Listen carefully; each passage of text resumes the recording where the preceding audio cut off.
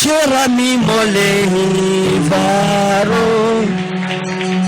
Zagujera Eshurami mole val malro Agujerami lo jevaro Jevaro Aguje moram jevaro Agora Meram Sheiram J'ai besoin de toi, Père, de toi seul, j'ai besoin de toi.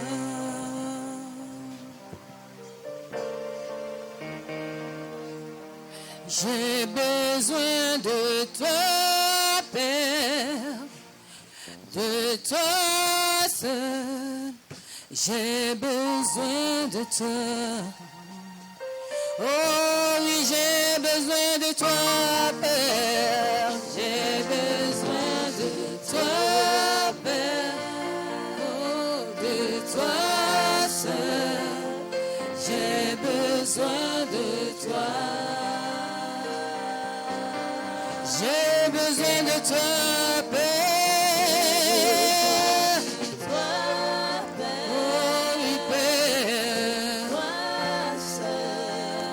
J'ai besoin de toi.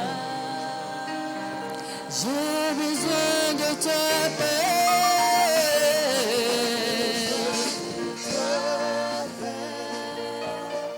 De toi seul, j'ai besoin de toi.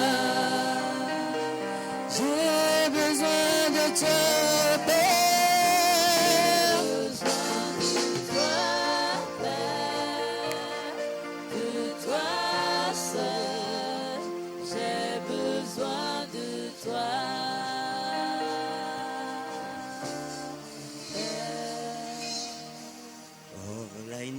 Is you, Lord. Is you, Lord. All I need is you. Oh, Lord. All I need is you, Lord. All I need is you, Lord. All I need is you.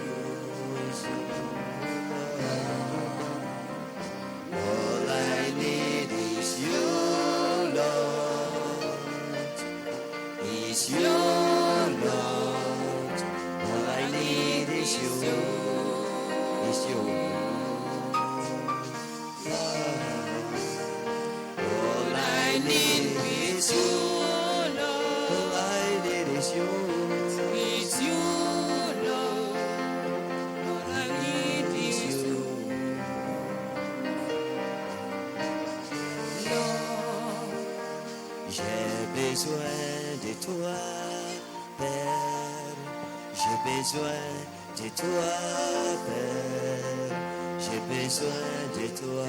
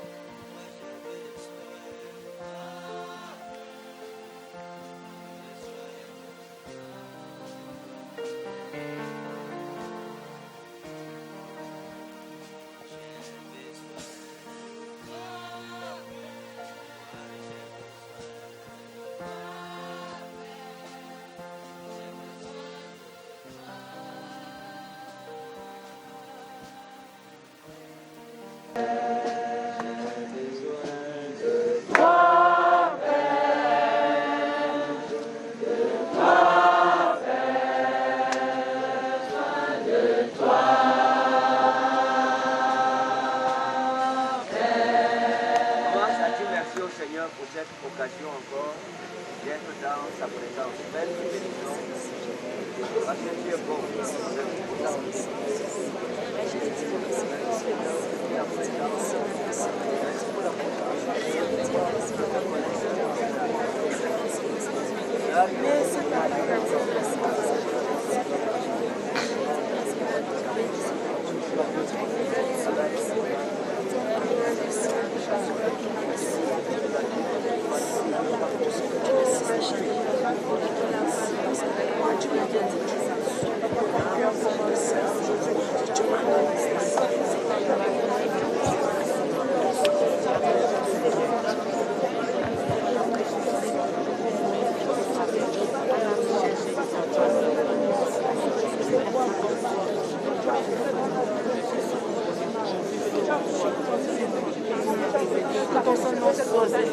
Je propose mon Dieu le fardeau qui est doux, mon Dieu roi. Et que quand je vais descendre, Seigneur, tu me donneras un jour léger, Seigneur. Je te prie, je te prie. Amen. Flow in my life, cover my head to toe. I need the power to do your will. Oh Lord, I pray.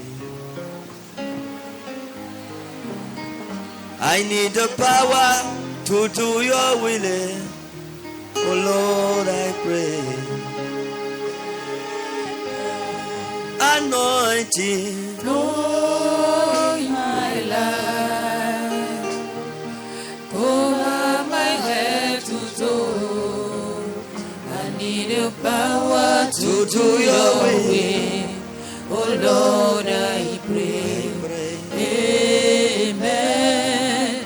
I need your power to do your will. Oh Lord, I pray. Amen. anointing, Flow in my life, flow like a river. cover my head to toe. I need your power to do your will. Oh Lord, I pray. Amen. I need your power to do your will. Oh Lord, I pray. Amen. Flow in my life, Daddy, cover my head to toe. Give me the power to do your will again, to do your will tomorrow. I pray, I need the power to do your will again, to do your will today.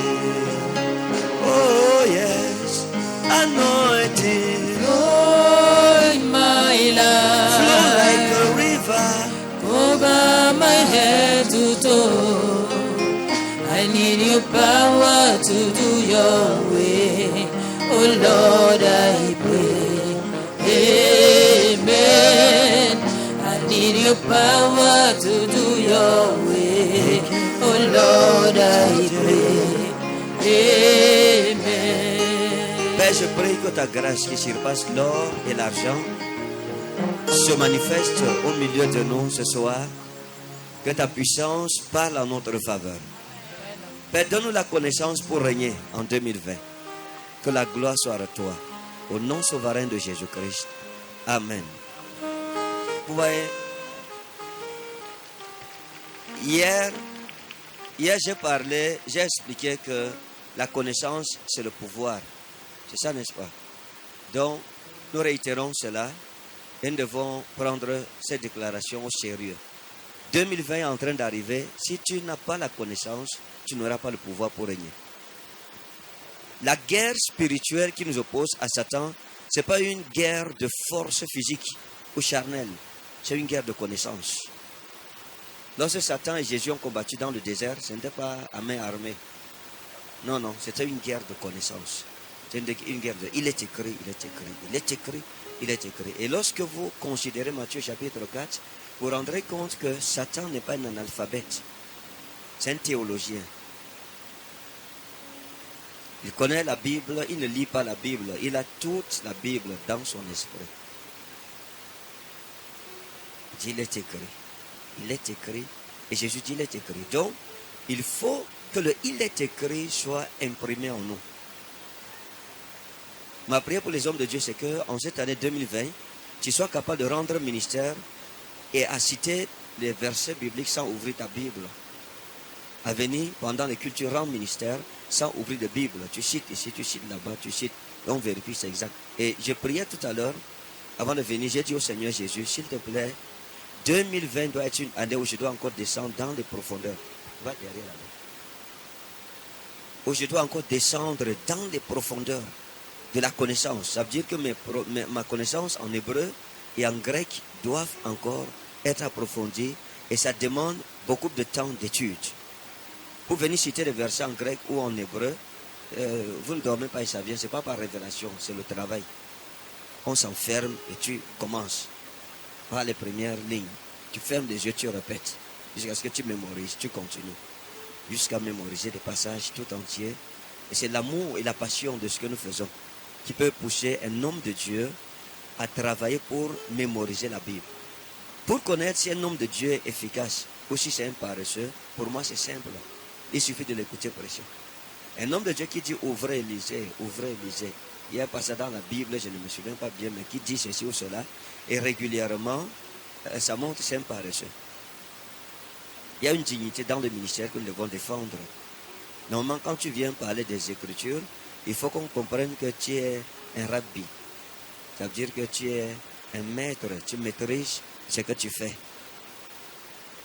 Donc pour connaître un homme de Dieu qui est appliqué et celui qui n'est pas appliqué, c'est simple. Et j'ai expliqué, j'ai dit souvent à mes enfants que jusqu'à aujourd'hui parmi eux, je n'ai pas encore vu de théologiens. Personne qui suit ma voie, pour le moment.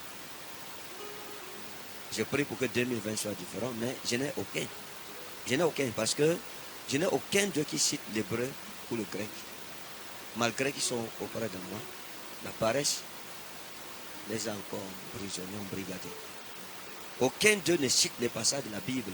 Je leur ai dit, vous pouvez prêcher en utilisant les passages universels. Jean 3, verset 16. Car Dieu a tant aimé le monde. Jean 14, verset 6. Je suis le chemin, la vérité et la vie. Somme 34, verset 8. L'ange de l'Éternel campe autour de ceux qui le craignent. Somme 103, verset 3. Je suis l'Éternel qui te guérit de toutes tes maladies, qui pardonne toutes tes iniquités. Maintenant, ça, ce sont les passages universels. Un prédicateur qui prêche sur ça, je sais que c'est un paresseux. Parce que c'est des versets que tellement on répète ça que tu mémorises ça sans lire la Bible.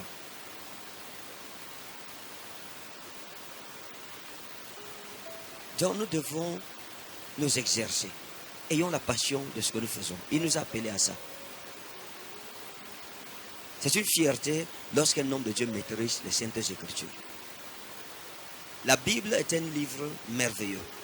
Mais pour comprendre ce livre, il faut l'amitié avec le Saint-Esprit et passer beaucoup de temps dans la prière. Vous voyez, quand j'étais à l'école biblique, je posais certaines questions aux professeurs et mes professeurs étaient embarrassés. Et quand on sortait, les étudiants me demandaient souvent pourquoi tu as humilié le professeur. Un jour, un professeur m'a dit, Ferdinand, tu n'as pas remarqué que quand tu lèves le doigt en classe, on te donne la parole?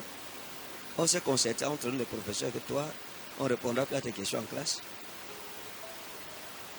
Un jour, j'ai posé une question, un de mes profs a été tellement embarrassé que Dieu m'a dit, ne leur pose plus de questions. Moi, mais je te répondrai quand tu seras sur le terrain. Et j'avais posé une question simple. J'avais 2 questions que j'avais posées. À l'époque, mes professeurs n'ont pas répondu. La première, la Bible dit que après que tout a été soumis au Fils, le Fils lui-même se soumettra au Père. C'était dans le cours de la théologie et la Trinité, l'égalité de Dieu, la Trinité. Et j'ai dit que si Jésus-Christ est Dieu, comment il se soumet au Père? Dieu n'est pas soumis à Dieu. S'il y a soumission, il n'y a plus de Dieu, de divinité. Donc mes professeurs n'ont pas pu. Et je leur ai dit que dans Ephésiens 4, la Bible dit que il y a quelque chose que la Bible dit dans Ephésiens 4. J'ai posé. Oui. Étant descendu, il est remonté, il a fait des dons aux hommes. Et j'ai demandé que et il est descendu où? Et quel don il a fait aux hommes? Les professeurs ne m'ont pas répondu. Maintenant, un jour, j'étais à Douala, je marchais vers le marché Congo. Le Saint-Esprit m'a croisé et il m'a expliqué le passage d'un Corinthiens 15. Et le Saint-Esprit m'a enseigné la différence entre la nature de Christ et sa fonction. En tant que fils, il était soumis au Père. C'était une fonction, c'était périodique. Voilà pourquoi après que tout lui était soumis, lui-même s'est soumis au Père dans la fonction de fils. Mais en tant que Dieu, il est égal au Père. Dans sa nature. Quand vous lisez Apocalypse 1, verset 8. La Bible l'appelle l'alpha, l'oméga. Le tout-puissant, le Seigneur Dieu, le tout-puissant, au Pantocrator. C'est celui qui a toutes les puissances, tous les pouvoirs sont entre ses mains.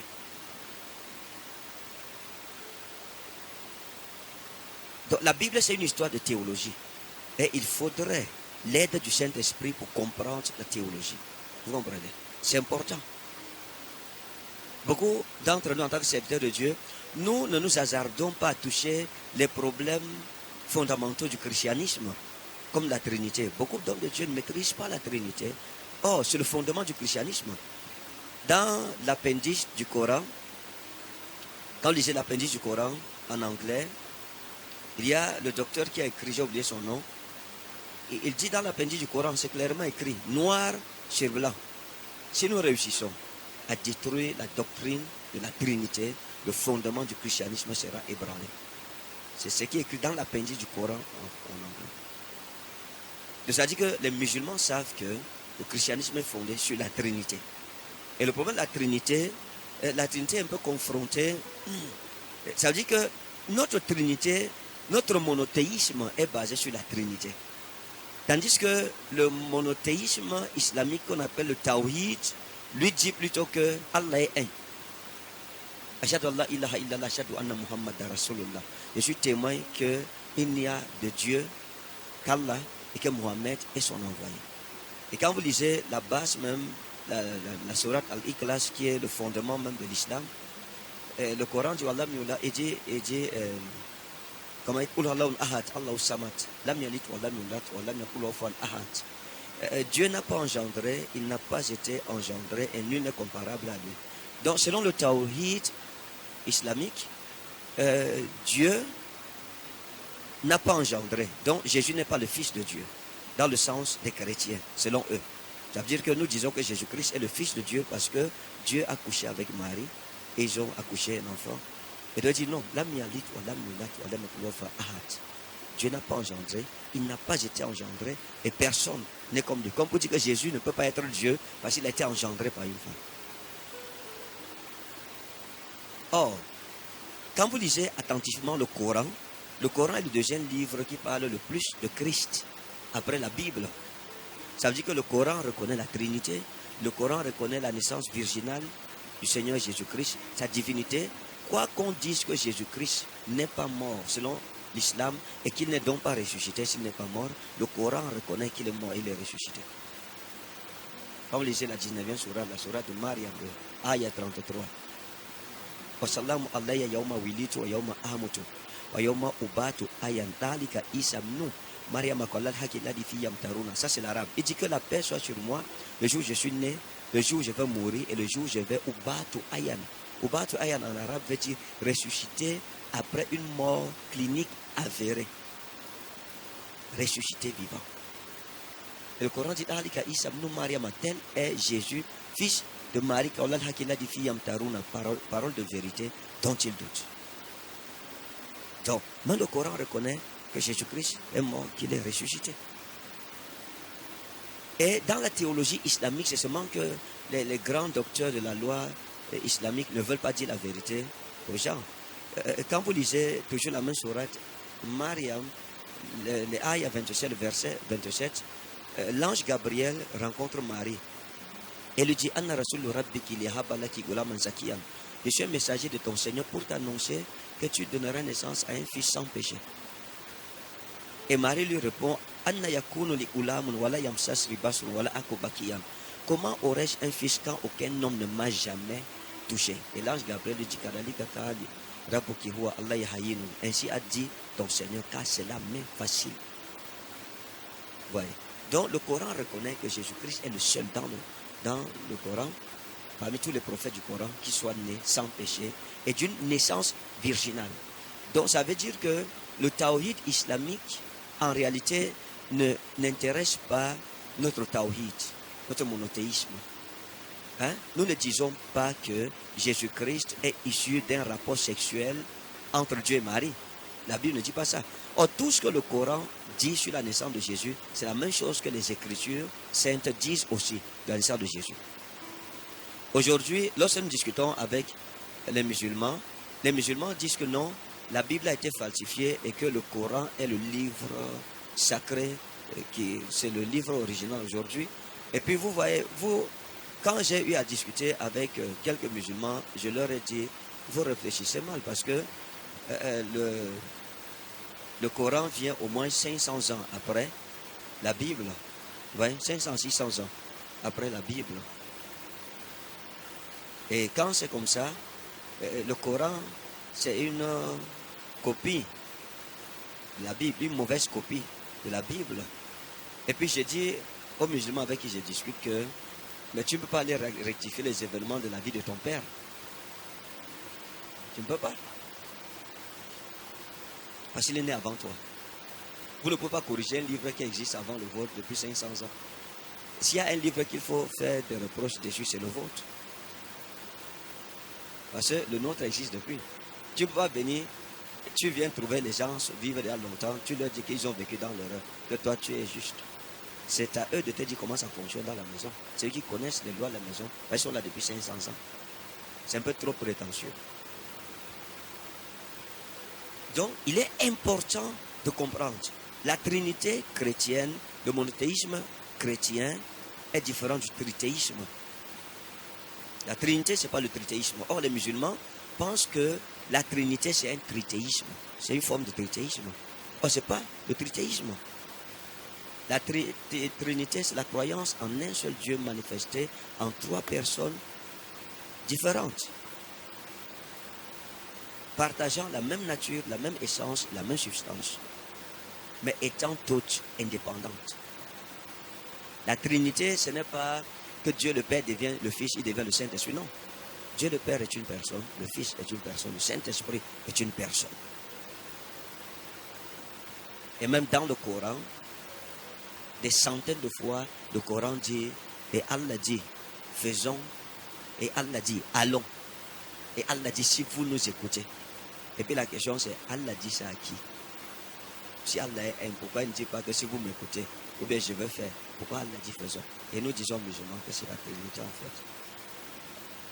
Donc, vous voyez frère, si nous ne maîtrisons pas ce livre, les plus grands problèmes que nous avons dans l'église aujourd'hui, vous savez, sont dus à la mauvaise interprétation de la Bible.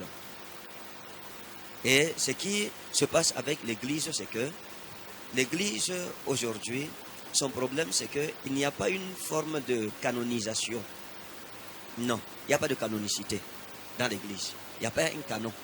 Chacun se lève, Dieu m'a appelé, il forme une église, et puis d'autres ont le succès, d'autres n'ont pas le succès. Parmi, il y en a que Dieu a appelé, d'autres Dieu n'a pas appelé. Donc ça fait que ça force, ça donne un certain désordre. Mais dans l'église catholique, tout est organisé, tout est structuré. Il y a une texture à respecter. La même chose dans l'islam, que ce soit chez les chiites ou bien chez les sunnites, il y a une texturation de la religion. Mais c'est ce que nous n'avons pas. Et c'est ça qui nous affaiblit en réalité. Ça veut dire qu'il n'y a pas de loi pour canoniser l'interprétation de la Bible. Le Saint-Esprit est venu, il est en même temps notre force et notre faiblesse. Et le philosophe Montaigne a dit, à partir du moment où les hommes se sont avisés à faire parler Dieu, chacun l'a fait parler à sa manière. Et c'est ça notre problème en réalité. Chez nous, Dieu m'a dit, et puis c'est un peu comme à l'époque de Socrate, Maestro Dixi. C'est-à-dire quand tu discutais philosophie, les gens disputent avec toi, ils ne veulent pas croire. Dès que tu dis Maestro Dixi, le maître a dit que tout le monde te croit. Donc pour nous, notre Maestro Dixi, c'est le Saint-Esprit m'a dit. C'est le Seigneur qui m'a révélé. Donc, mais chaque homme de Dieu et chaque enfant de Dieu devrait prendre le temps pour se plier un peu sur ce livre-ci, pour l'étudier, pour essayer de le comprendre. Pour nous prédicateurs, nous devrions maîtriser les doctrines fondamentales de la Bible.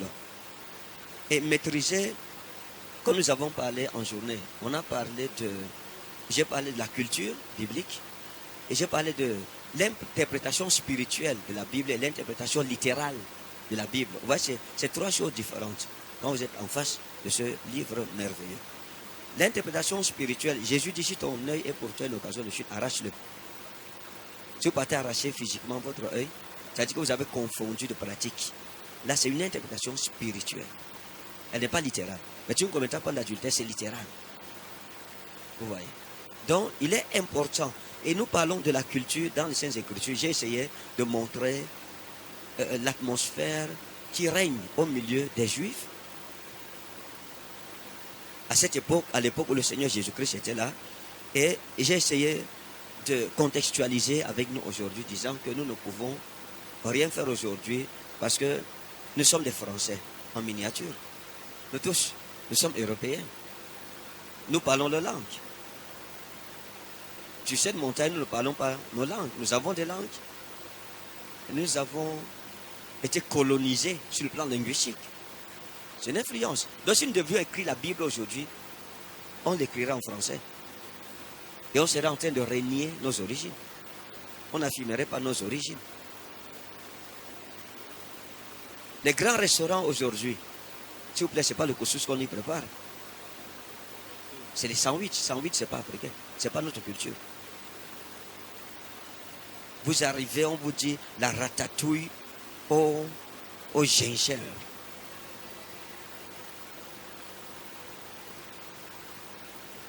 On ne te dit pas que le pilé à la pomme de terre ou le mbongo chobi. Non. Et puis pour nous aujourd'hui, la belle vie c'est quoi? C'est aller manger dans les grands restaurants où on te donne un nom. J'avais vu un nom là où c'est le crabe sauté à quoi là? C'est ma belle-sœur Mireille qui nous trouve souvent. Elle me demande que tu veux les pommes en robe de nuit, en robe de chambre ou... Je lui ai dit que je veux les pommes en culotte.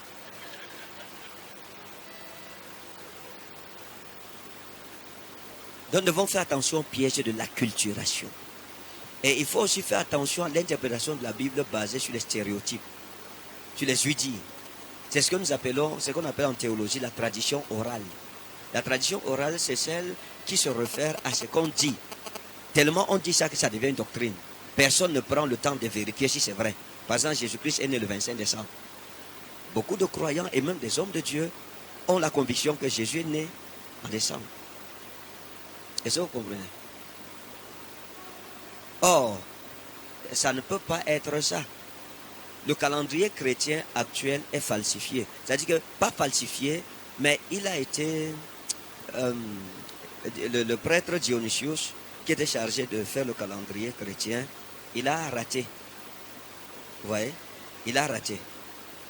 Il a raté pourquoi? Parce que, à l'époque, avant que le calendrier chrétien ne soit universalisé, on comptait il y avait un calendrier avant cela, qu'on appelait le calendrier romain.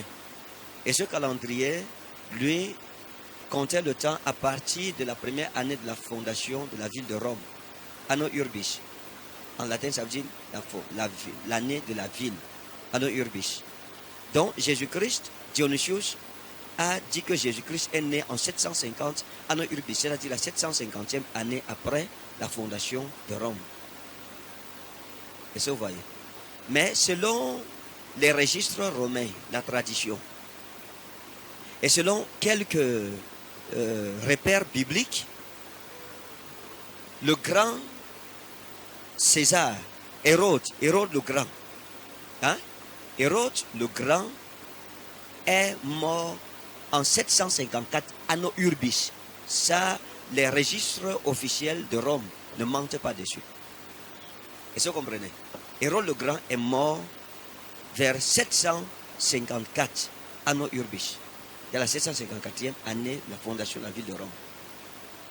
Maintenant, si Jésus-Christ est né en 750, selon notre calendrier actuel, Anno Urbis, C'est-à-dire que Jésus-Christ est né... Non, attendez.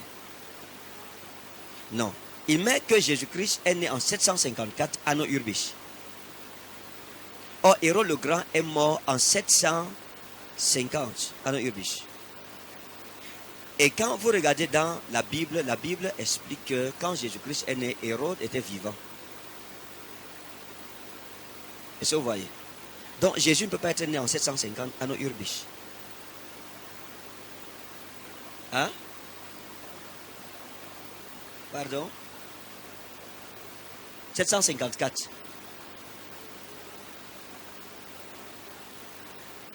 Oui, il n'est pas mort après. Il n'est pas venu après Hérode. Il est né dans la même saison qu'Hérode. Donc ça veut dire que Jésus-Christ devrait être... Il y a une différence de 4 ans. Il y a 4 ans qui ont été réduits dans l'année de naissance de Jésus-Christ. Donc en réalité, aujourd'hui, on devait être en 2023. Mais lorsque l'erreur a été découverte, le calendrier avait déjà été universalisé, on ne pouvait plus rectifier cela. Voilà pourquoi vous verrez dans certains documents, on dit que Jésus-Christ, que cet événement s'est passé 3 ans avant Jésus-Christ. C'est-à-dire que il y a le document, vous verrez que Jésus-Christ est né 3 ans avant Jésus-Christ. Qui a déjà lu ça? Qui a déjà vu ça? Il y a certaines datations, on vous dira que Jésus-Christ est né 3 ans avant Jésus-Christ. Ça veut dire que la date réelle de la naissance de Jésus-Christ est venue 3 ou 4 ans avant la date officielle de sa naissance. Donc, maintenant, si nous ne comprenons pas le christianisme, qui est notre cheval de Troie, nous ne comprenons pas les doctrines chrétiennes, nous aurons des sérieux problèmes d'interprétation. Voyez. J'ai eu une discussion un jour avec un homme de Dieu, j'ai enseigné sur le baptême dans le Saint-Esprit. Parce qu'il y a par exemple des églises qui croient que si tu n'es pas baptisé dans le Saint-Esprit, tu n'iras pas au ciel. C'est-à-dire si tu ne parles pas en langue. Bon, maintenant, lorsqu'il y a des doctrines comme celle-là, ben, ce n'est plus une doctrine en réalité, ça devient un dogme. Hein? Le dogme, c'est lorsque la sagesse humaine devient une doctrine. Mais la doctrine, c'est la pureté de l'explication de la Bible. Et donc, je disais à ce pasteur que non, vous ne pouvez pas dire que si quelqu'un n'est pas baptisé dans le Saint-Esprit, il n'ira pas au ciel parce que ce n'est pas biblique. D'après Luc chapitre 10, à partir du verset 17, la Bible dit que les 12 revinrent et puis quand ils sont revenus, ils ont commencé à rendre témoignage à Jésus. Et ils lui ont dit, Maître, les démons même nous étaient soumis entre nous. Et Jésus leur répond, je voyais moi-même Satan tomber du ciel comme un éclair. Mais ne vous réjouissez pas de ce que les démons vous sont soumis, mais réjouissez-vous de ce que vos noms sont inscrits dans le livre de la vie. Maintenant, est-ce qu'il parlait en langue? Est-ce qu'il était déjà baptisé dans le Saint-Esprit? Non. Voilà la doctrine biblique. On ne peut pas compliquer ça. Amen.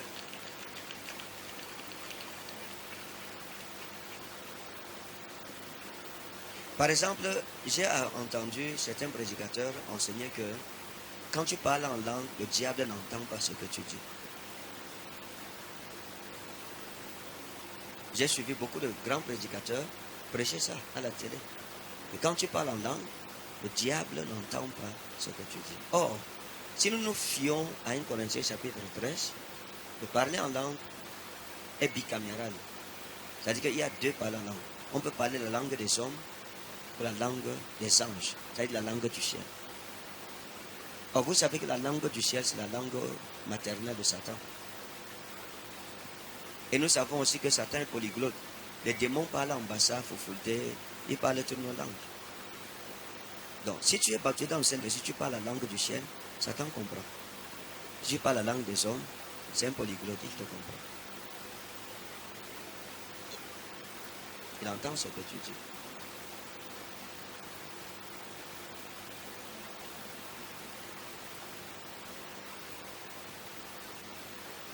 La Bible dit que les fils de Dieu se sont rassemblés dans l'île de Job et puis Satan est venu. C'était le conseil des fils de Dieu. Ça se passait où? Au ciel. Et on parlait quoi là-bas? la langue du ciel. Et Dieu demande à Satan, d'où viens-tu? Il parle dans leur langue, la langue des anges. Et dans le jardin d'Éden, lorsque Satan parlait à la femme, Dieu a-t-il réellement dit qu'on ne devait pas manger de tous les arbres du jardin? Il lui parlait en quelle langue?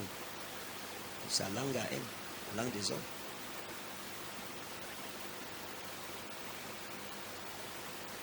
Là, il faut faire attention. C'est des idées préconçues parce qu'on a entendu quelqu'un enseigner sur ça. On croit tellement à la personne parce qu'elle a une certaine influence et on ne vérifie pas comme les chrétiens de Béret la véridicité doctrinale de l'enseignement. Et puis, vous partez transmettre l'erreur. C'est ce qu'on appelle l'hérésie en théologie. L'hérésie, c'est différent de l'apostasie. L'hérésie, c'est quelqu'un qui se trompe sincèrement. Là, il est convaincu qu'il est dans la vérité, mais il se trompe. Et plusieurs fois, nous avons enseigné ces choses dans nos églises, et puis les gens, les frères, ont été induits en erreur, et puis une mauvaise interprétation va engendrer une mauvaise compréhension engendre une mauvaise interprétation. La mauvaise interprétation donne naissance au mauvais enseignement. Le mauvais enseignement donne naissance à la mauvaise pratique. Et la mauvaise pratique donne naissance à une logorée ou à une diarrhée spirituelle. Et l'Église en souffre. J'ai expliqué hier, la Bible dit qu'on ne peut divorcer. Jésus dit, vous ne pouvez répudier une femme que pour cause d'adultère. Maintenant, il y a des gens qui disent non. Le divorce est interdit dans la Bible. Ce n'est pas vrai. C'est comme ma fille a posé la question, est-ce que le vin que Jésus a changé était un vin alcoolisé? Oui, puisque la Bible dit que nous allons d'abord boire le bon vin, après s'être enivré. C'est-à-dire après avoir saoulé. On va voir si le reste du mauvais vin là, quelqu'un peut encore boire un peu ça. Donc c'est ça. Mais simplement, la compréhension de la maturité spirituelle nous enseigne donc que ce n'est pas l'Église. Parce que l'Église n'est pas encore née. C'est-à-dire que ce sont les derniers chantiers de l'ancienne alliance. Ce sont les derniers vestiges de l'ancienne alliance. Jésus est encore dans le processus de clôture de l'ancienne alliance et de finition de la passation de service. Dans Actes chapitre 2, l'Église naît. Parce que l'Église, c'est le début de l'ère du Saint-Esprit. À l'époque de Jésus-Christ, l'Église n'est pas encore. C'est l'ère avant l'Église. Est-ce que vous comprenez? Parce que l'Église, c'était l'époque réservée au Saint-Esprit qui devait préparer l'épouse. Vous savez l'effusion du Saint-Esprit dans Actes chapitre 2 que l'Église naît officiellement. Voilà pourquoi Jésus va dire à Pierre, Otisu eis Petros, entautete Petra, oikodomé somuten, ecclesia, kai pulai adu katis kosusin, autes, doso soitas kleidas tes basileaton uranoi, o eat deses epites ges estai de demenon etois uranois, o ean luces epites ges estai de lemenon etois uranois. Et moi je dis que tu es Pierre et que sur ce roc je bâtirai mon église et que les portes du séjour des morts ne prévaudront jamais sur elle. Je te donnerai les clés du royaume des cieux. Ce que tu liras sur la terre sera lié au ciel et ce que tu délieras sur la terre sera délié au ciel. Donc, Acte chapitre 2, l'effusion du Saint-Esprit arrive et immédiatement la puissance de Dieu est sur eux. Maintenant, ils peuvent aller prêcher l'évangile. C'est là que le baptême dans le Saint-Esprit devient fondamental. Un homme de Dieu qui n'est pas baptisé dans le Saint-Esprit, seulement il ira au ciel, mais il va beaucoup souffrir pendant son ministère. Les démons vont le malmener. Il manquera d'autorité. Le baptême dans le Saint-Esprit, c'est pas le sceau du salut. Non. Le baptême dans le Saint-Esprit, l'objectif c'est de recevoir la puissance, selon Acte 1:8. Mais vous recevrez une puissance, le Saint-Esprit survenant sur vous. Et vous deviendrez mes témoins, martus. Martus, en grec, témoin, en réalité veut dire martyr. Et vous deviendrez tous des martyrs. Ça veut dire que vous n'aurez plus peur de mourir. Or, sans Saint-Esprit, il est difficile d'être témoin. Ça dit martyr. Si on te menace, tu vas régner la foi, comme l'apôtre Pierre. Mais lorsque l'Esprit est descendu sur lui, il n'a plus régné. Il était devenu un martyr. Donc ceux qui ont le sceau du Saint-Esprit, le baptême dans le Saint-Esprit, immédiatement ils sont marqués comme des témoins. Ils n'ont pas peur de mourir pour leur foi. Ils sont prêts à endurer n'importe quel genre de situation. Mais quand vous n'êtes pas encore témoin, vous n'avez pas le sceau du témoignage sur vous, parce que le Saint-Esprit est appelé l'esprit du témoignage, c'est cette marque-là de martyr sur vous. Un martyr, c'est un mort vivant. C'est quelqu'un qui est déjà mort. C'est un kamikaze, si vous voulez. C'est-à-dire que si on vient, on tire depuis Dieu, bam, ceux qui ne sont pas pour Jésus, descendez, on va finir avec ceux qui sont pour lui. Tu vois comment les gens tombent les uns sur les autres, ici, les pieds se cassent, tu attends seulement les autres, plac, plac. Quelqu'un, les 2 pieds sont cassés, mais il se lève, il tire quand même. Parce que la personne qui chantait ici, que, oh Seigneur, vivre et mourir avec toi. Ce n'est pas que, non, en fait, le fait c'est qu'il n'y a pas le sceau du témoignage sur la personne. Maintenant, quand le Saint-Esprit te donne le sceau du témoignage, il te rend puissant. Tu deviens une autorité. Les démons savent qu'un géant est né dans le royaume. Donc, il y a la nouvelle naissance. Oste eistis en Christo kahine, kitisista arkahia parelten idu gegonen kahine. Si n'importe qui, peu importe sa race, sa tribu, son genre, réussit à entrer en Christ, il devient une nouvelle création. Les choses anciennes sont passées et voici toutes choses sont devenues nouvelles. C'est l'expérience de la nouvelle naissance, c'est elle qui te sauve. C'est par elle que le nom est écrit dans le livre de la vie éternelle. Amen. Il dit, mais à ceux qui l'ont reçu, à ceux qui croient en son nom dans Jean 1,12. En français, on dit, elle a donné le pouvoir. Mais en grec, on dit outos. Outos. Outos veut dire il, faisant référence à Christ. Il leur a donné le pouvoir. Teknateu genestai. Teknateu genestai. Il leur a donné le pouvoir, en français on dit de devenir enfant de Dieu. Tekna veut dire enfant. Teknateu genestai. Ginomai, en grec veut dire engendré. Donc en grec ça veut dire qu'il leur a donné le pouvoir d'être conçus. Ça dit que, je vais paraphraser, à ceux qui l'ont reçu, à ceux qui ont cru en son nom, Dieu est tombé enceinte d'eux et les a accouchés. Teknateu genestai. Ça veut dire que Dieu est enceinte. Voilà le contexte grec. Dieu tombe enceinte et t'accouche. Maintenant, quand tu es né, il dit lesquels sont nés non de la volonté de la chair, ni de l'homme, ni du sang, mais de Dieu. Donc, à partir du moment où tu nais de nouveau, les malédictions familiales ancestrales n'ont plus de pouvoir sur toi. Parce que tu n'es plus né de la volonté de l'homme. Vous voyez?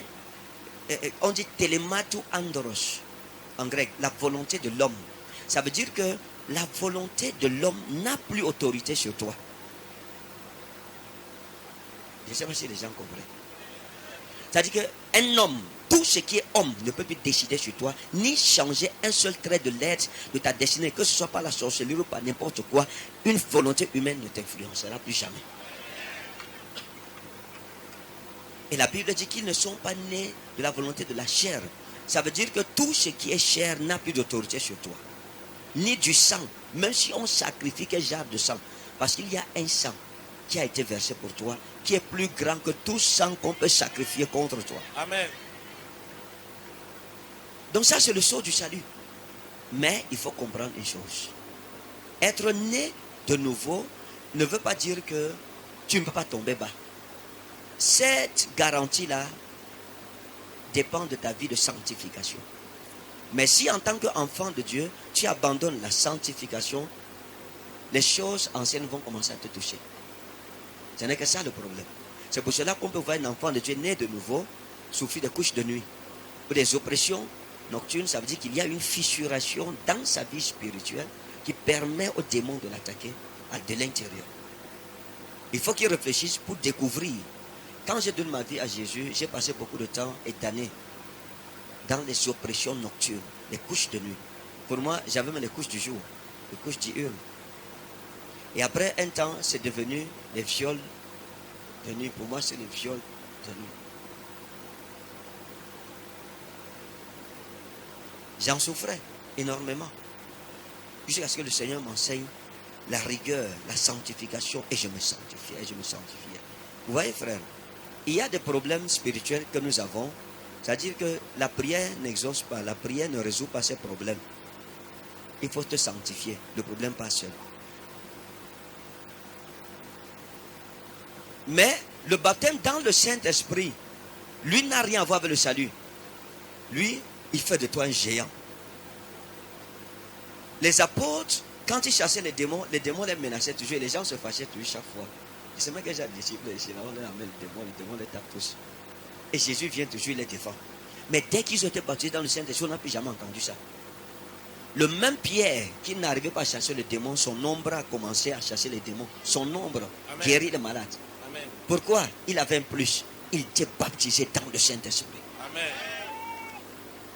L'apôtre Paul, le mouchoir le touchait. Chaque mouchoir qu'il touchait, chassait les démons, guérissait les malades. C'est ce qu'on appelle le ministère des franges. Amen. Le ministère des franges est un ministère puissant dans la Bible que beaucoup d'hommes de Dieu ne connaissent pas. Je vous dis la vérité. Et vraiment, j'ai mal pour ça parce que c'est perdre un grand trésor, un grand héritage. Le ministère des franges, c'est extraordinaire. De l'Ancien Testament au Nouveau Testament. Dieu, vous voyez frère, nous sommes dans une guerre, c'est-à-dire nous sommes dans une guerre où on n'a pas engendré la guerre. On est venu trouver un vieux conflit. Je vais vous expliquer un peu le ministère des franges parce que je pense que c'est important. Hein? On a trouvé un conflit entre un père et son fils. Je suis de ceux qui pensent que Dieu, peut-être au début, n'avait pas l'intention de créer les hommes. Oui. Et je vais m'expliquer. Mais c'est ma pensée, quoi. Oui, je ne dis pas que c'est la Bible. Et je vais expliquer pourquoi je dis ça.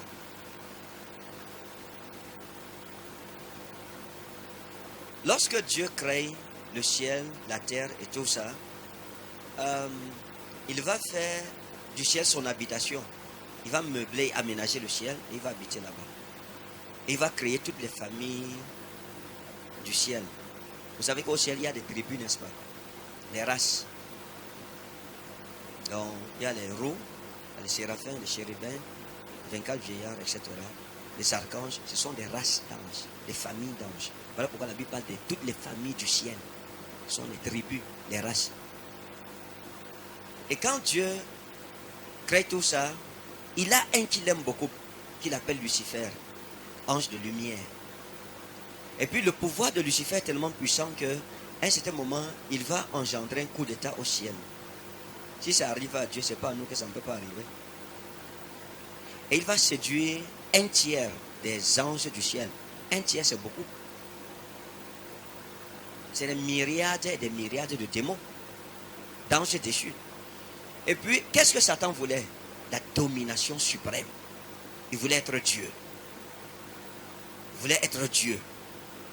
Dominer sur tout le monde. Et donc, lorsque Dieu va les précipiter sur terre, Satan habite la terre avant que Dieu ne l'aménage. On est d'accord, n'est-ce pas? Il le précipite sur la terre. La terre est un chantier. Ça veut dire que la terre est vide. Elle est comme ça. Après, Dieu se dit, ok, celui-ci, comme il voulait le pouvoir, je peux le punir comment? Je vais créer un être inférieur à qui je vais donner la domination sur ma création. Dieu s'engage dans les travaux, et puis il aménage la terre, il crée tout ce qui est nécessaire pour la survie de l'homme, et il fait l'homme à son image, à sa ressemblance, et il lui donne le pouvoir que Satan cherchait, il lui donne pour rien. L'homme n'a pas cherché. Dieu lui donne ça pour rien, pour susciter la jalousie de Satan. Donc nous sommes un jugement pour Satan. À chaque fois que Satan nous voit, ça lui rappelle sa rébellion. C'est pour ça que Dieu nous fait. Pour montrer à Satan. Et quand Dieu nous crée inférieur à Satan, il met Satan sous nos pieds. Vous imaginez quelle jalousie ça doit faire? Un être, un général grand, puissant, qui était dans l'or et l'argent, et puis un être fragile comme nous. Il vient nous obéir, nous disons une parole. Jésus dit que je voyais Satan tomber du ciel comme un éclair. Vous savez quel mal Satan a? Lorsqu'un pauvre humain comme nous commande un mortel, et il tombe du ciel, le précipite du ciel comme un éclair, avec tout le pouvoir qu'il a. Il faut faire attention. C'est pour ça que Satan n'aime pas les chrétiens. Donc c'était la résolution d'un vieux conflit entre Dieu et Satan. Maintenant, à un certain niveau, le Seigneur Dieu a trouvé que l'humiliation qu'il a donnée à Satan en nous créant ne suffisait pas. Il a dit maintenant, ceux qui m'appartiennent, je vais t'humilier par les objets qui sont en contact avec eux. Bon, maintenant, vous imaginez quelle douleur Satan va ressentir encore. Voilà pourquoi, lorsque Dieu veut sauver Israël, la captivité d'Israël en Égypte, c'était une question spirituelle. Ce n'est pas physique. Vous êtes d'accord avec moi? Non, c'est Satan qui les retenait en captivité parce qu'il savait que le Messie naîtrait de ce peuple. Ce peuple ne devait pas être libre. C'était une affaire spirituelle. Pharaon était possédé par Satan lui-même pour maintenir le peuple dans l'esclavage. Et quand Dieu suscite Moïse, il lui dit, ok, tu vas aller lutter contre Satan. Mais, ce n'est pas toi qui vas lutter, c'est le bâton. L'onction de Moïse était dans son bâton. La délivrance d'Israël était dans ce bâton. L'échec de l'Égypte était dans ce bâton. Si Moïse perdait le bâton, j'ai souvent l'habitude de dire que les Égyptiens n'ont pas été sages. Ils ne devraient pas gérer toute l'armée pour combattre Moïse. Non, ils envoyaient seulement le FBI aller enlever le bâton de Moïse. Ils envoyaient seulement les services secrets. Peut-être 7 personnes, 3 personnes en mission spéciale. Mission impossible, 8. Votre mission, voler le bâton du prophète là. Si on volait le bâton de Moïse, Israël ne sortait pas de l'Égypte. Maintenant, vous posez la question. Lorsqu'ils arrivent devant la mer Rouge, ils ne peuvent pas diviser la mer Rouge sans le bâton. Son pouvoir était dans le bâton. Pourquoi Dieu l'a rendu dépendant d'un bâton? C'était un objet. Pourquoi? Pour humilier Satan. Satan se soumettait devant un bâton. Lorsque Moïse est arrivé, j'ai expliqué que le jour où Israël a été délivré, ce n'est pas le jour où ils sont sortis de l'Égypte. C'est le jour où il y a eu la guerre des bâtons.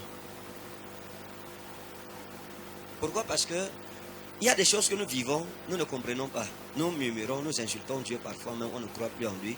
Pourtant, c'est pour notre bien que nous souffrons ces choses. Moïse a été formé d'abord dans la maison de Pharaon. Quand le recensement là est venu, c'était pour le bien de Moïse.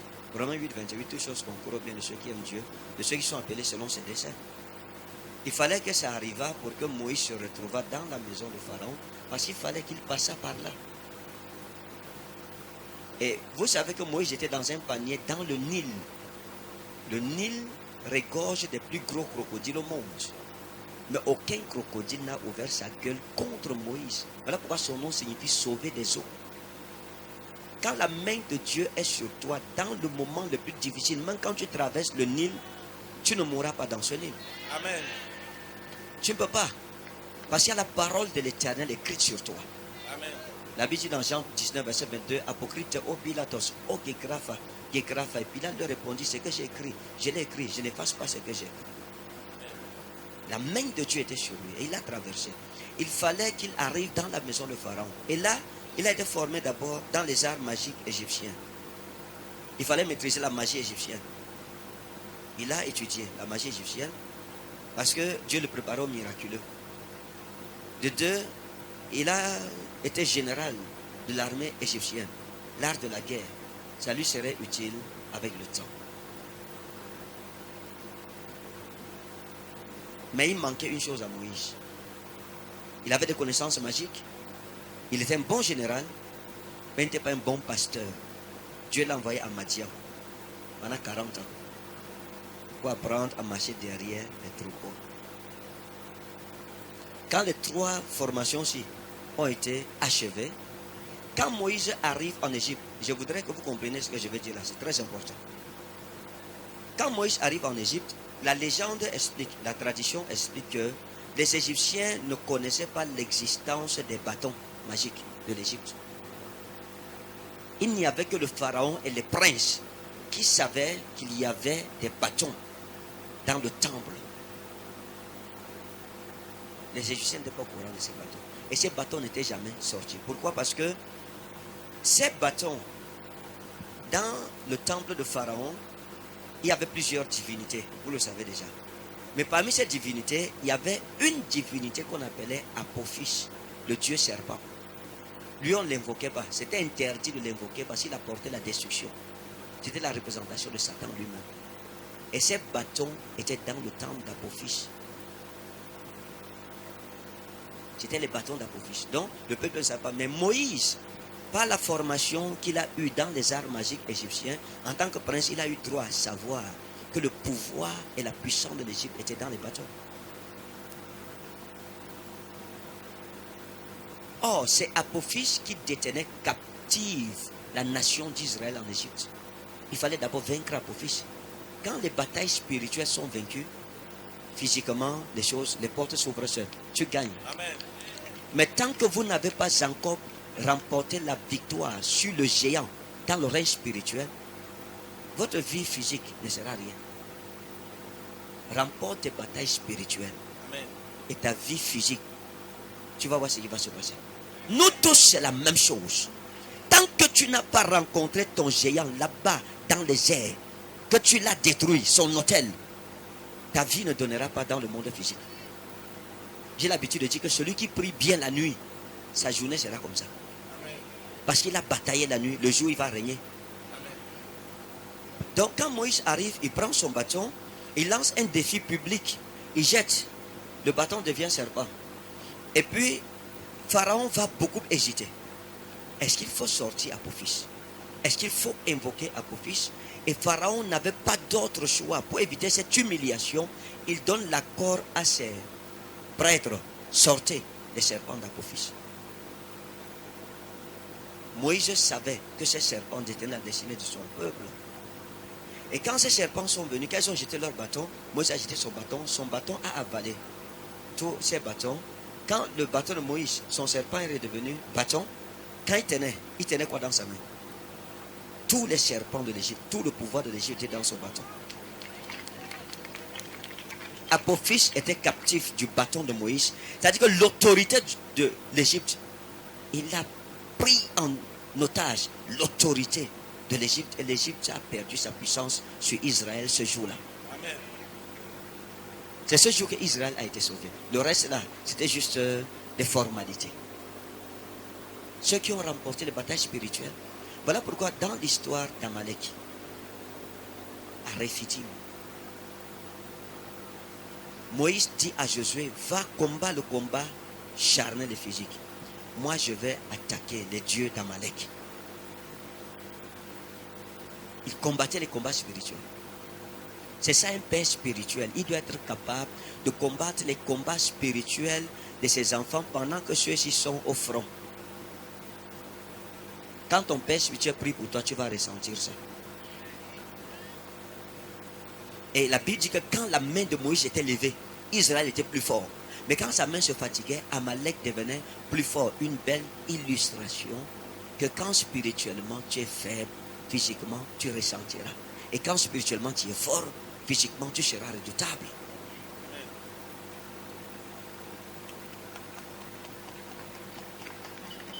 Donc, il ne s'agit pas du jeûne ou de la prière. Non, il s'agit de s'attaquer aux géants de ta vie. Chacun doit connaître quels sont les géants de sa vie. Si tu ne connais même pas quels sont les géants de ta vie, tu vas combattre qui? L'apôtre Paul a dit, je combats pas comme combattant de l'air, comme frappant de l'air, mais frappant droit au but. Ça veut dire que je connais qui est mon ennemi, quel est le géant que je dois attaquer pour tel problème. C'est la même chose dans le ministère. Tant que le géant qui maintient les portes de ton ministère fermées n'a pas été vaincu par toi, les brebis n'entreront pas dans ta bergerie. C'est pas possible.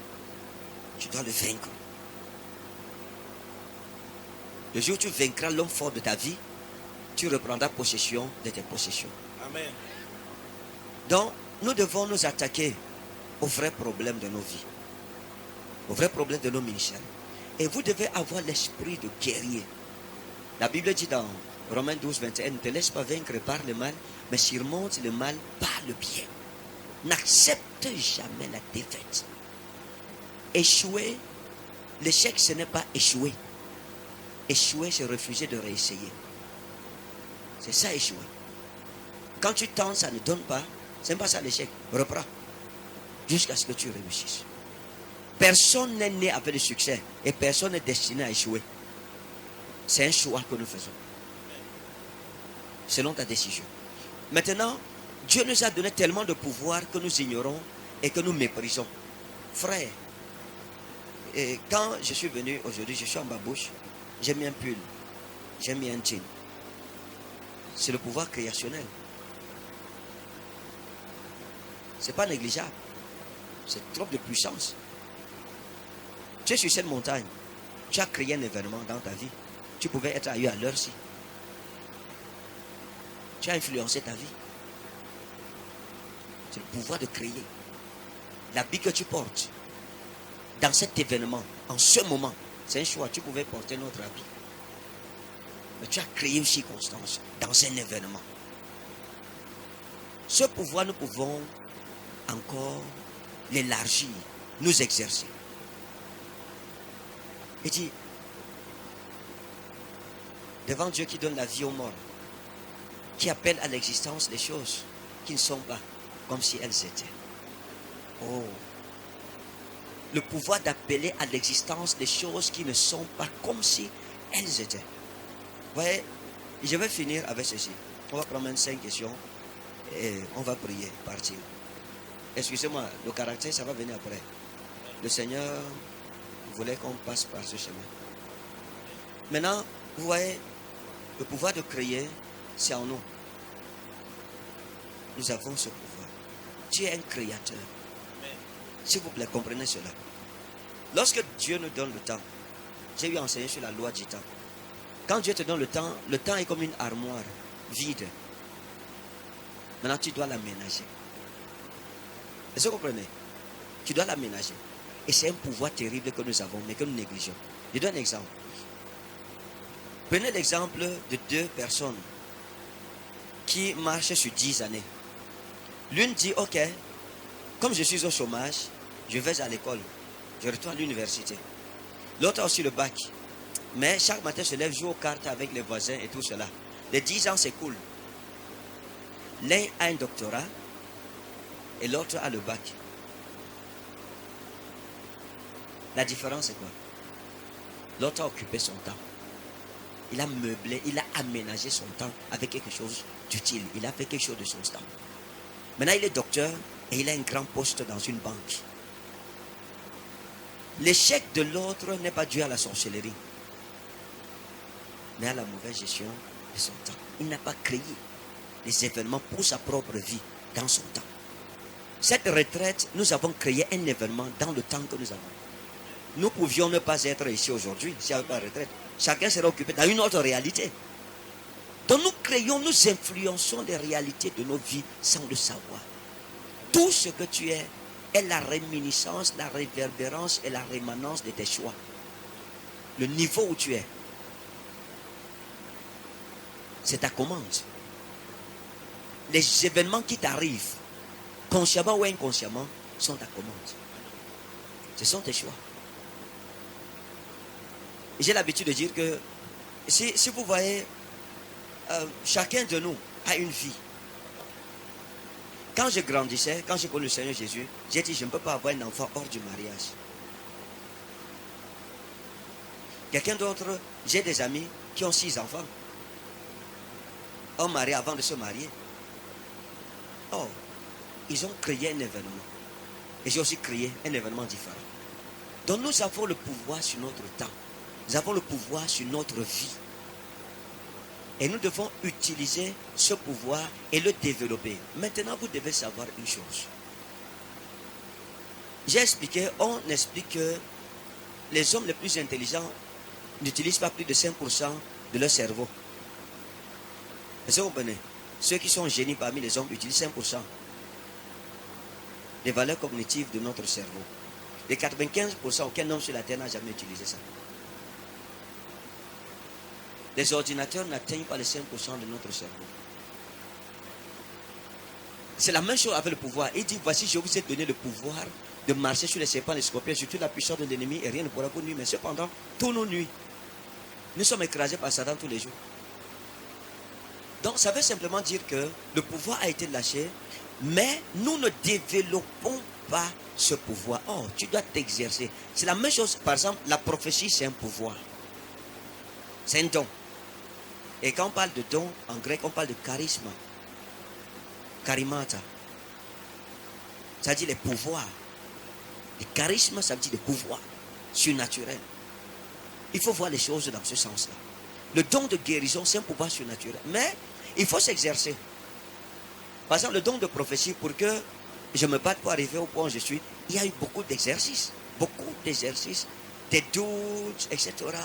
Et Dieu m'a beaucoup encouragé dans les visions. Un jour, Dieu m'a dit, quand je te dis de dire à quelqu'un qu'il a 6 doigts, s'il lève 5, tu comptes 5, dis-lui que c'est 6.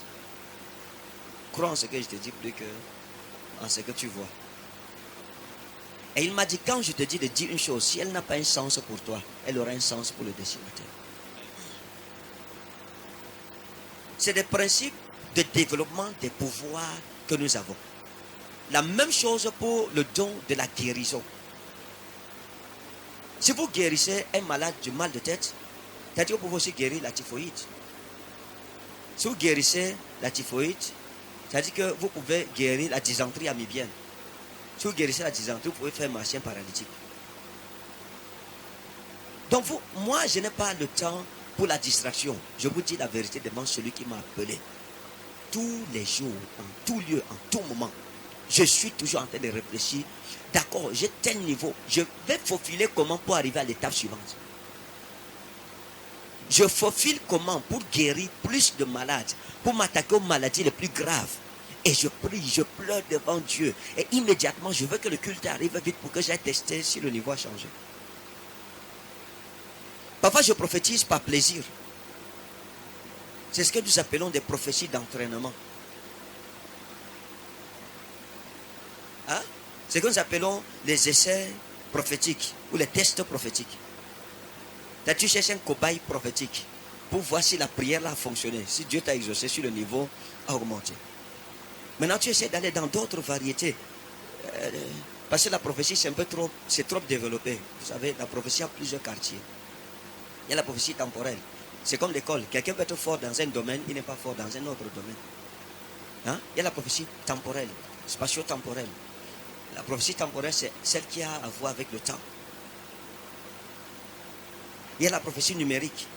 Elle, c'est la manipulation des chiffres, des nombres. Vous voyez, à un certain moment, j'ai commencé à prophétiser. L'année-ci, j'ai dit à Dieu que je maîtrise ce domaine, la prophétie topographique. Je maîtrise bien la prophétie historique. La prophétie historique, c'est de rappeler à quelqu'un. Vous voyez, quand Jésus, ses premiers disciples là, André, Pierre, c'est pas la prophétie, n'est-ce pas? La prophétie topographique. Quand il voit Nathanaël, il lui dit, ah, voici cette fois-ci un Israélien en qui il n'y a pas de fraude. Nathanaël lui demande, d'où me connais-tu? Il lui dit, avant qu'André ne t'appelle avant que Philippe ne t'appelle, lorsque vous étiez sous le manguier, je t'ai vu. C'est ça la prophétie topographique. Il indique un lieu, il donne la nature de l'arbre et donne le nom de la personne. Prophétie nominative et topographique. Tu étais sous un arbre qu'on appelle figuier et quelqu'un était à côté de toi qu'on appelait Philippe et c'est lui qui t'a donné ici. Et lorsqu'il voit l'apôtre Pierre arriver, il dit, tu es Simon. C'est Simon, non? Fils de Jonas. C'est ça? Tu es Simon. Fils de Jonas. Mais désormais tu seras appelé Céphas. Ah? Il n'avait jamais vu. Il lui donne son nom et le nom de son père. Prophétie nominative.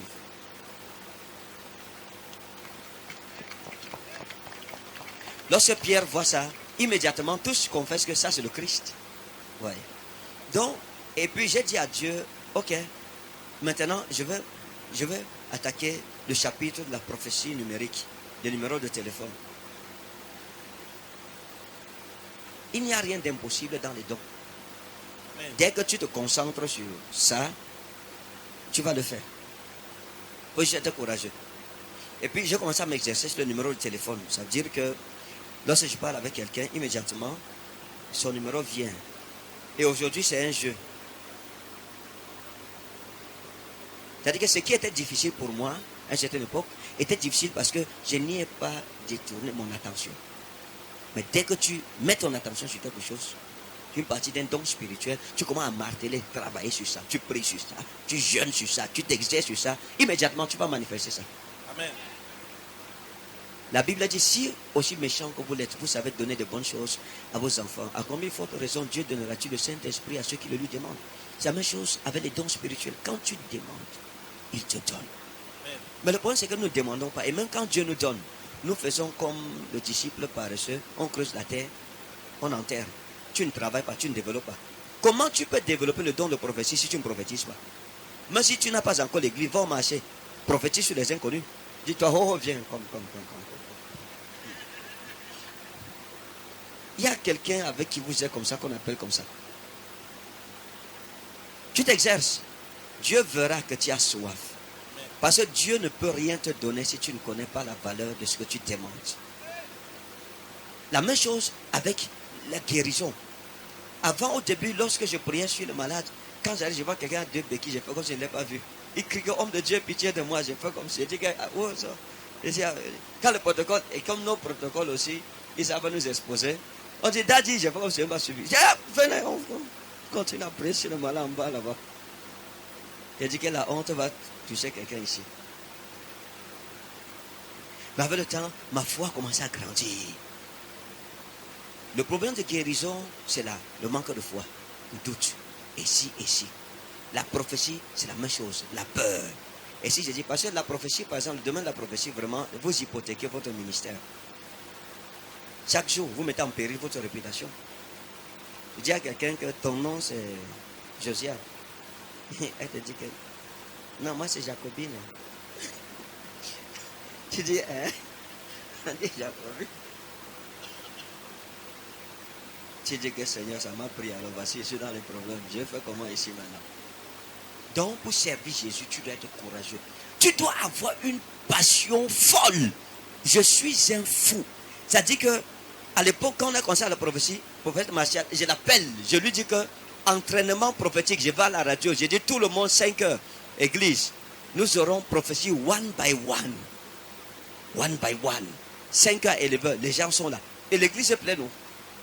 Parce que les gens veulent entendre Dieu. On prophétise. Tu viens, tu dis que, qui est-elle? La personne, je ne connais pas. Et de tu dis, pas d'être aujourd'hui, passe. Suivant, toi. Est-ce que ton père s'appelle comme ça? Elle dit non. Tu suis? Non. Passe, laisse le suivant. Suivant, viens.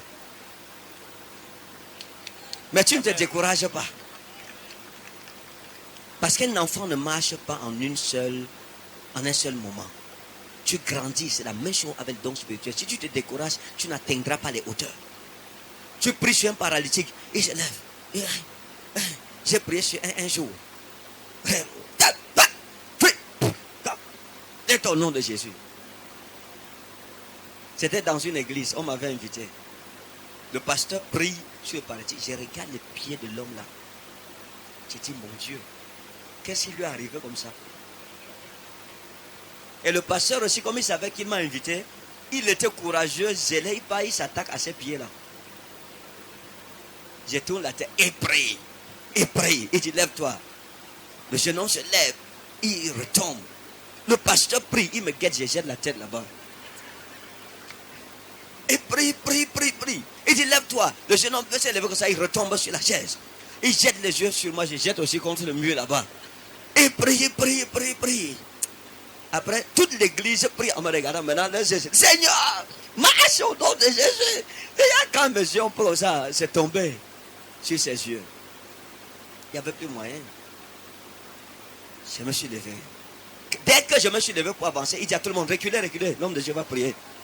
Lui-même, il s'est poussé. Quand je suis arrivé, j'ai dit que vraiment, tu viens toi pour prêcher ta chose. On vient te mettre devant les feux accomplis comme ça que la honte prend quelqu'un ici. Je prie. Oh. Disons, toi démon d'infirmité. Sors! Hey! Tu vas sortir. Au nom de Jésus. Il dit au jeune homme, lève-toi. Au nom de Jésus, marche. Je le tiens. Il se lève. Il fait un pas. Il fait 2. L'église, il fait comme ça. Après, il me dit à l'oreille que pasteur, faites-moi asseoir vite. Parce que je sens que je vais tomber, la douleur va me tuer. Le peu de foi qui me restait s'est versé par terre. Le gars s'est assis par terre là-bas au milieu de l'église. Pour le relever, c'était un problème. J'ai vu que la fête, et le pasteur me regarde encore. Je lui ai dit, bon, tu sais que comme je suis étudiant, là, il faut que je parte vite. J'ai fui.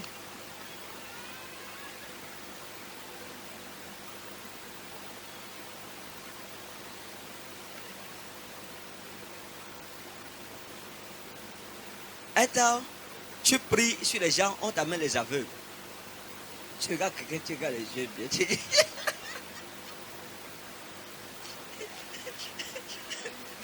tu dis que, merde!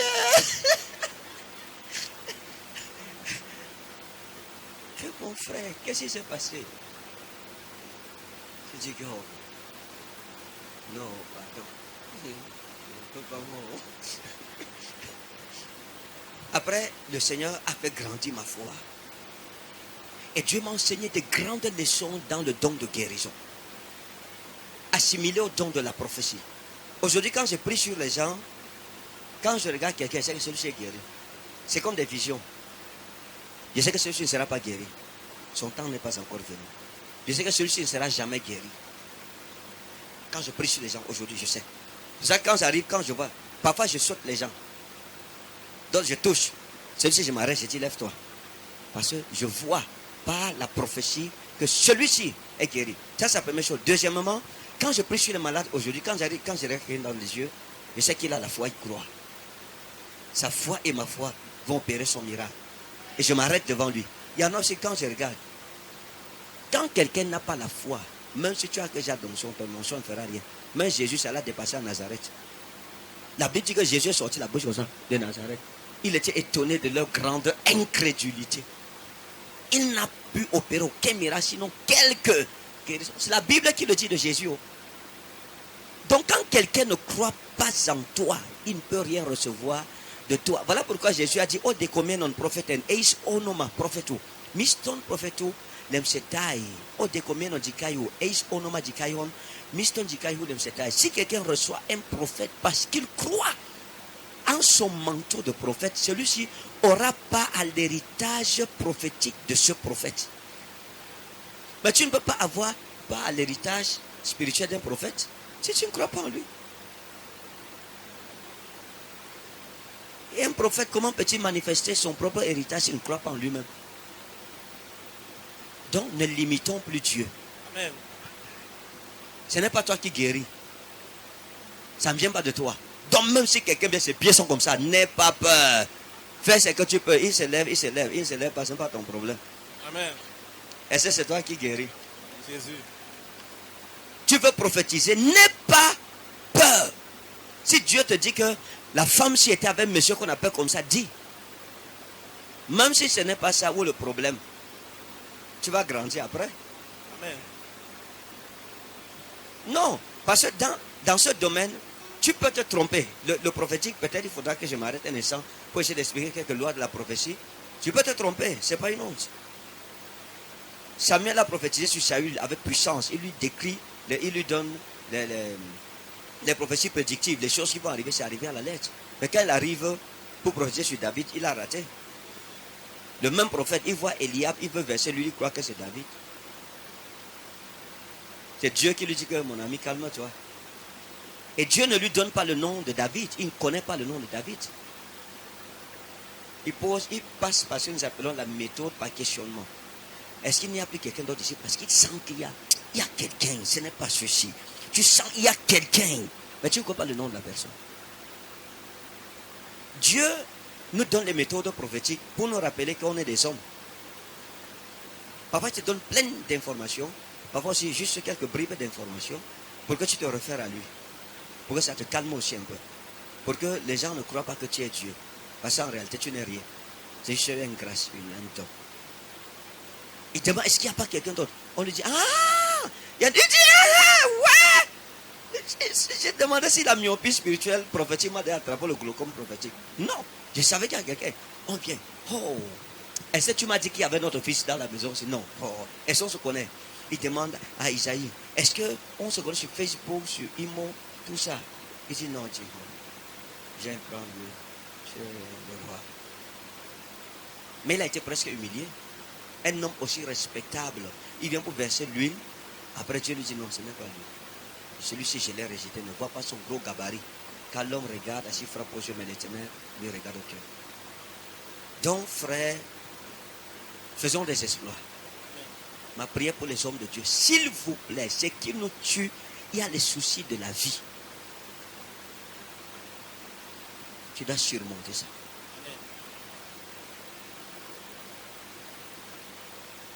Ne doute pas. Négocie bien ton contrat avec Jésus. Si tu as mal négocié, va négocier bien sur la montagne ici. Quand Dieu m'est apparu en 2005 dans ma chambre, le Seigneur Jésus m'est apparu, il m'a dit, viens me servir tout. Je lui ai dit qu'on signe le contrat d'abord. Tu es là, on t'appelle, tu ne demandes pas le contrat de travail. Tu t'engages seulement. Après, quand ça te dépasse, tu n'as rien sur quoi t'appuyer pour dire que Seigneur, voici ce qu'on avait dit. J'ai dit au Seigneur, ok, d'accord, j'ai compris. Je vais m'engager, mais voici mes conditions. Si je te sacrifie ma jeunesse, je ne serai pas pasteur de 1000 personnes, 200 personnes, non. Ma vie doit influencer des milliers et des milliers de personnes. Première condition. Deuxième, donne-moi l'argent. Parce que si tu veux que j'aille dire la vérité que tu me dis là, et que je n'ai pas l'argent, les gens vont me faire le chantage. Rends-moi indépendant, donne-moi l'argent. Le Seigneur m'a dit, ok, d'accord, je te donne. Je suis d'accord, on a signé le contrat. Et il remplit sa part, il remplit aussi ma part, c'est simple. Amen. Toi, on t'appelle, on t'envoie. La misère te tue, tu ne parles pas. Tu dis, j'obéis seulement. Quoi? Négocier le contrat avec Jésus bien. Amen. C'est un travail qu'on fait où? J'ai un salaire. Hormis la vie éternelle que le Seigneur m'a déjà réservée. Parce qu'après, on va aller à la maison. On va aller se reposer. Hormis ça, la Bible dit, tu n'amuseras pas le bœuf lorsqu'il foulera le grain. Et Jésus dit que celui qui fait le service sur l'autel a droit à l'autel. Tu ne peux pas servir Dieu pour mourir de faim. Non. Or, vous savez que l'homme, pour nous en tant que serviteur de Dieu, ta nourriture est dans ton don. Donc si Jésus te donne le don, il te donne l'onction et la grâce, et que tu ne travailles pas, tu ne peux pas plaindre Christ. En Gaoundéré, une année, j'allais fermer la télé. J'avais déjà décidé, j'ai dit je ferme Zoé Channel, je ferme Doulos FM parce qu'on n'avait plus les moyens pour payer les factures. Et je suis allé en campagne en Gaoundéré. Je me suis mis à genoux, j'ai dit à Dieu, Seigneur, donne-moi l'argent. Donne-moi l'argent. Le Seigneur Jésus m'a grondé dans la chambre. Il m'a dit, ne me demande plus jamais l'argent. Je t'ai donné l'argent. Tous mes talents que tu as en toi, c'est ta richesse. Et il m'a expliqué, le Seigneur m'a expliqué ce jour. Il m'a dit le mystère des 12 paniers, des paniers. Quand il a multiplié le pain et le poisson, hein, la Bible dit qu'il en est resté 12 paniers. Et le Seigneur m'a dit 2 pains, 3 poissons. Hein? Si je prends 12 paniers, sur les 12 paniers, tu prends encore soit 2 pains, 3 poissons, 3 pains, 2 poissons, comme tu veux. Tu viens multiplier. Combien de paniers en resteront encore? 12. Ça te fait 24 paniers pleins. Et sur l'autre panier qui est plein là où tu as pris d'abord, tu viens encore prendre la même chose. Tu multiplies, il y aura encore 12.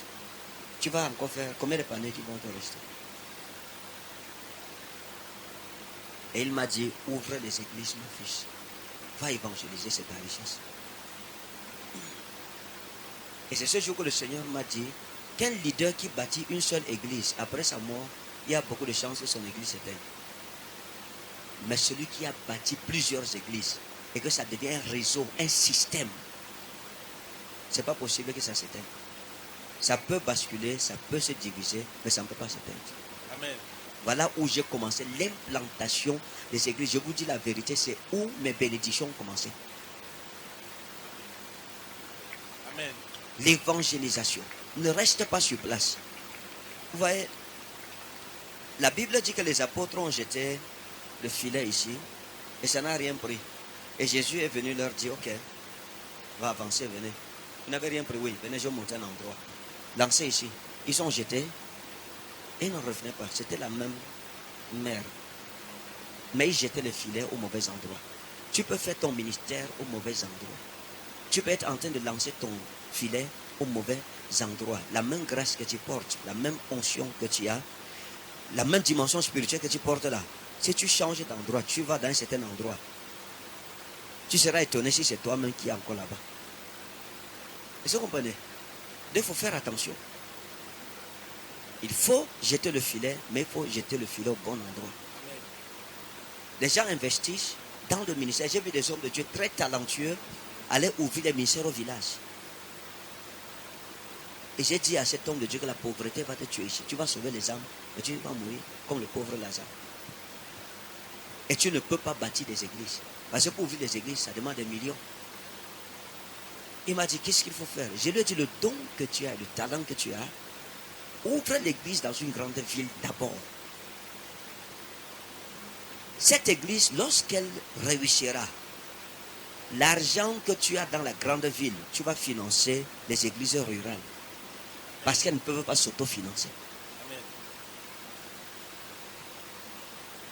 Tu ne peux pas aller, tu ouvres l'église à Obala. Et tu veux venir ouvrir une église à Yaoundé. Tu ne peux pas. Les loyers, c'est cher ici. L'électricité, l'eau, tout ça, tu ne t'en sortiras pas. Oh, quand tu as une église à Yaoundé, où tu manifestes ton ton, et que tu as une grande église, cette église peut ouvrir les églises ailleurs. Amen. C'est notre système aujourd'hui. Nous ouvrons les églises. En Europe, on a quelques églises. En Afrique, on a des églises dans quelques pays. Et nous avons cessé d'ouvrir les églises parce que j'ai épuisé tout le stock de pasteurs qu'on a. C'est-à-dire qu'à là où je parle, les pasteurs dirigent 2 églises, 3 églises. Un pasteur dirige 2, 3 églises en même temps. Et ils sont déjà épuisés. Du coup, l'école a été lancée. En janvier, nous allons encore dispatcher. Et cette année 2020, pour moi, devant le Seigneur Dieu, c'est que nous allons ouvrir le triple d'églises que nous avons actuellement. Le triple au Cameroun. Amen. Donc tu peux être en train de faire le ministère ici. Ça te dépasse. Demande à Dieu où se trouve le poisson. Où dois-je jeter mon filet? Quand le filet est jeté au mauvais endroit, la pêche sera mauvaise. Que Dieu vous bénisse. Amen.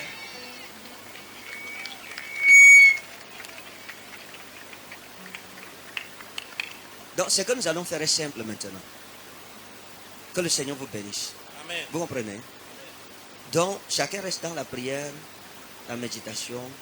Nous travaillons. À minuit, c'est le Saint-Esprit. Seigneur, je veux parler en langue. Et c'est Papa Samblin qui va conduire. Donc, les questions, on va remettre ça demain matin. Parce que comme on sort du jeûne, il faut qu'on mange, ok? Donc, restons... Non, calmez-vous les mamans. Restons dans un esprit de prière, dans les requêtes. S'il vous plaît, priez pour vos familles, priez pour vos enfants, priez pour ceux qui souffrent, priez pour 2020. Présentez vos photos vous-même d'abord à Dieu. Samedi matin, nous aurons un culte d'impartition où Mommy et moi, on va oindre tout le monde. Amen. Et c'est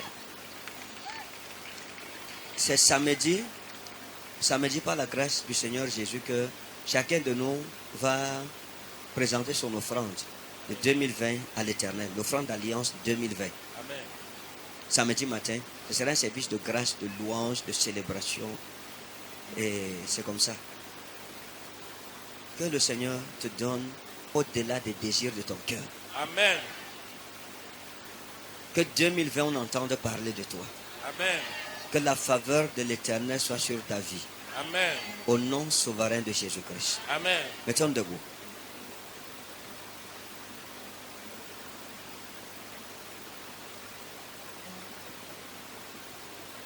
Papa Chikango va venir clôturer.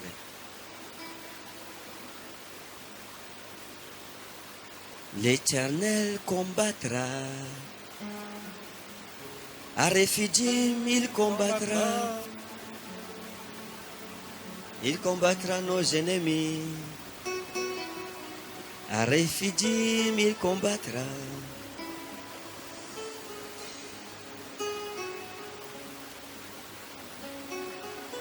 Alléluia. Soyez bénis, peuple de Dieu. Nous allons d'abord savoir que chaque personne qui est arrivée ici a déjà eu une puissance, comme le Père l'a dit. Et notre Dieu, il va faire encore tout pour que chacun de nous rentre samedi matin avec toute la puissance de l'Éternel. C'est nos familles qui en bénéficieront. Et je pense que tout ce que nous aurons fait ici, la gloire de Dieu se fera voir sur nous sur la route en partant d'ici. Que le Seigneur vous bénisse encore une fois de plus et que le sommeil de ce soir jusqu'à minuit soit très. Ok, vous avez compris.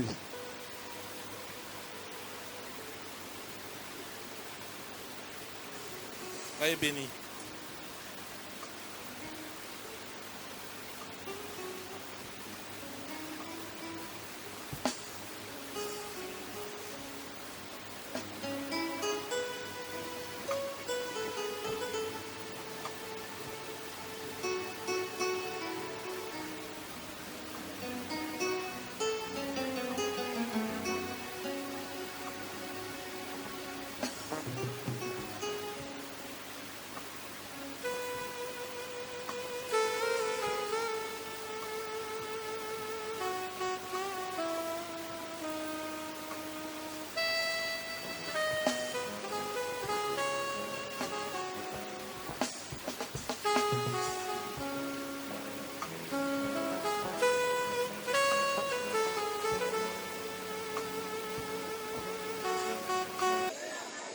C'est que là, non, on dit seulement merci à Jésus, que Jésus est bon. Oui, il n'y a que tout ça. Merci. Oui. Ouais.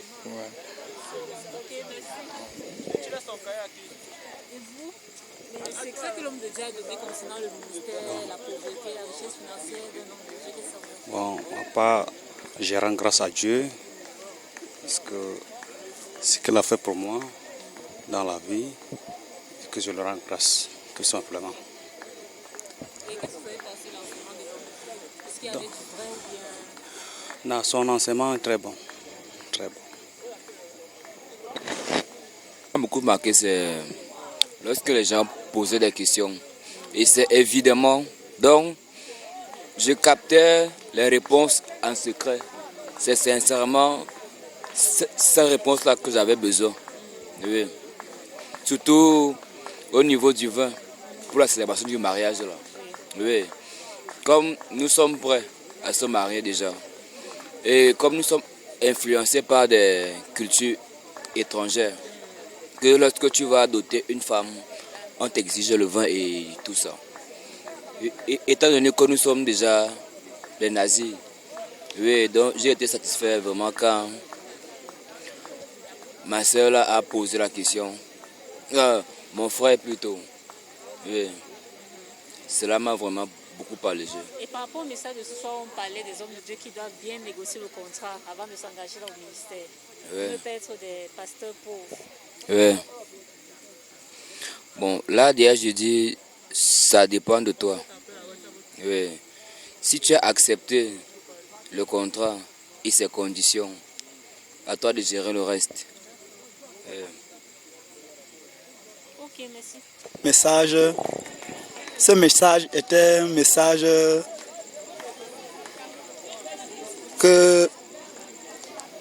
dont les hommes de Dieu doivent prêter attention à ce message.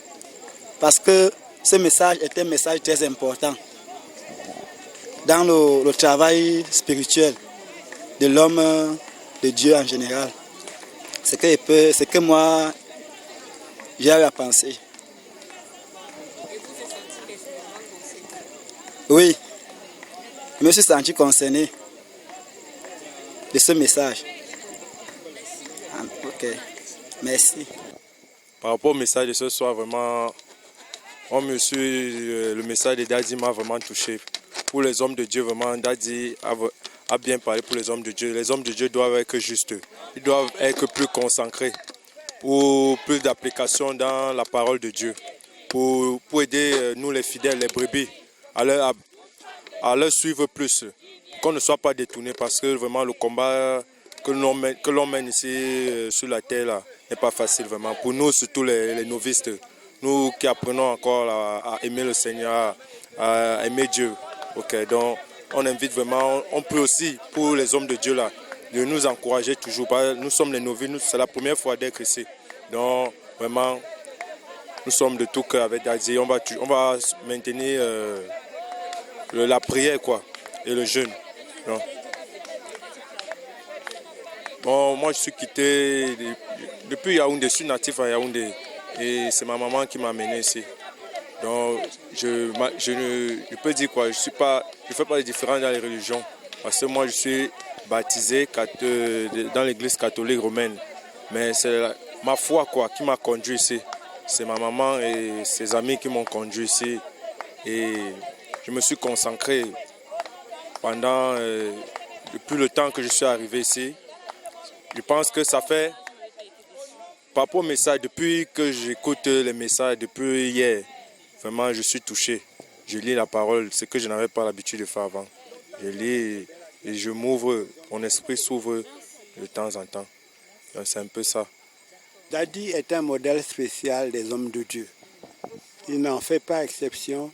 C'est un monsieur noble, digne de parler de Dieu parce qu'il s'y connaît de A à Z.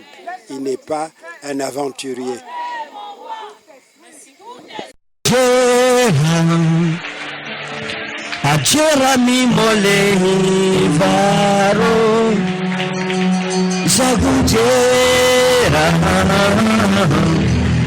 Eshurami mole val malro agujera milo jevaro